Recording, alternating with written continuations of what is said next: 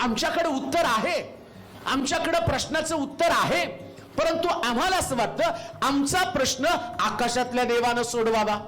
इस्रायलाच्या राजाला तसंच वाटलं, आता आमच्याकडे काय देव आहे का, आकाशातला देव येऊन आमचा प्रश्न सोडवेल का? नीट ऐका, नीट ऐका, तुमचा प्रश्न किती जटिल, तुमचा प्रश्न किती कठीण आहे, परंतु स्वर्गातला देव पृथ्वी तलावर आलिशा सारखे लोक त्या ठिकाणामध्ये त्यानं ठेवलेले आहेत. आणि जर आम्ही आलिशाकडे गेलो, आलिशा म्हणजे तारण, आलिशा म्हणजे येशू ख्रिस्त, आणि म्हणून पहिलीच गोष्ट आम्हाला येशूकडे येणं फार गरजेचं आहे. पहिली डुबकी जर तुम्ही मारली, तुम्ही येशूकडे आला, येशूकडे आल्याबरोबर येशू स्वतः म्हणतो, अहो कष्टी व भाराक्रांत जन हो, तुम्ही सर्व मजकडे या, मी तुम्हाला विसावा देईल. विसावा तुम्हाला मिळणारच आहे. विसावा म्हणजे तुमच्या प्रश्नाची आणि प्रश्नाचं उत्तर तुम्हाला मिळणार आहे. कान देऊ नये का, तुमचा प्रश्न किती मोठा असला तरी तुमचा प्रश्न तुम्हाला फक्त येशूच्या चरणाजवळ ठेवायचा, येशूकडे जायचं आणि येशूकडे जाऊन प्रश्न ठेवायचा. जाणं तर गरजेचं आहे ना.